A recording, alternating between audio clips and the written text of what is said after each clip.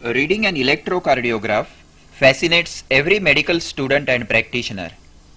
But what looks so simple and clear-cut in the books does not appear so when it comes to actual ECG reading in wards and clinics.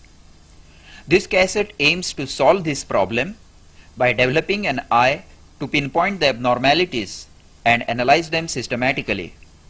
The cassette teaches simple things first and more complicated problems later towards the end of the cassette.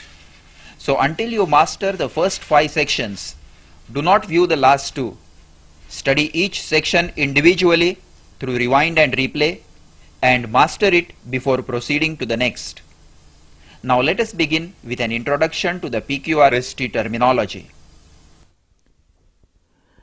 This is the terminology used to describe the various waveforms of an electrocardiographic tracing. The first wave is the P wave, which represents depolarization and contraction of the atria. The next is the QRS complex, which represents the depolarization and contraction of the ventricles. It is followed by the T wave, representing repolarization of the ventricles. The repolarization of the atria is not recorded on the routine electrocardiograph. Sometimes another small upright wave follows the T wave and is termed as the U wave. Now coming to the QRS complex, the initial downward deflection of the QRS complex is termed as the Q wave. It may or may not be present. The first upward deflection of the QRS complex is termed as the R wave, and the downward deflection following the R wave is termed as the S wave. Sometimes there may be a second upward deflection following an R wave. It is termed as R dash wave. And if a downward deflection occurs after R dash wave, it is termed as S dash wave. Now we shall see a few QRS complexes to understand the terminology better. Here we see a small R wave and a deep S wave, an RS pattern. This is a tall R wave and a deep S wave, another RS pattern. And this is a tall R wave and a small S wave, again an RS pattern. You must have noted by now that prominent waves are written in capital letters and small waves in small letters. This is a R pattern with no Q wave, no S wave. In this complex we see a small Q wave, a tall R wave and a small S wave, a QRS complex. And in this complex there is only a downward deflection, no R wave. We do not know whether it is a Q wave or a S wave, so it is termed as QS complex.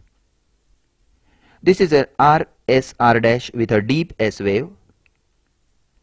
This is a RSR dash with a tall R dash wave.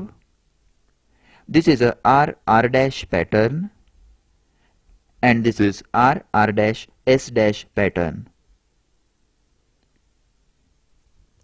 Now we shall study the various intervals.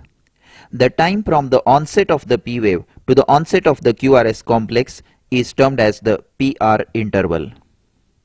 It represents the conduction time from the atrium to the ventricles, from the onset of P wave to the onset of QRS complex.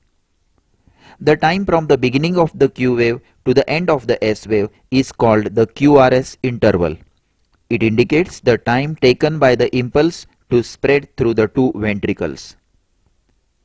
The time from the beginning of the Q wave to the end of the T wave is called the QT interval.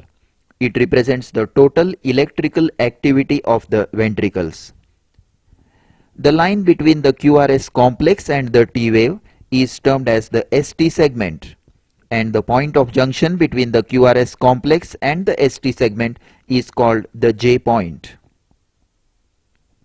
The time interval from the apex of one R wave to the apex of next R wave is termed as the RR interval.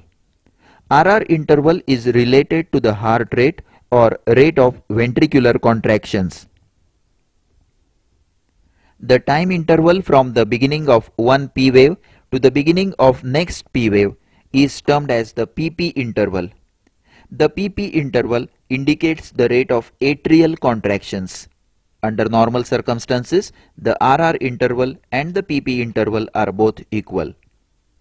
In a normal ECG, the PR, ST and TP segments are at the same horizontal level and form the baseline or the isoelectric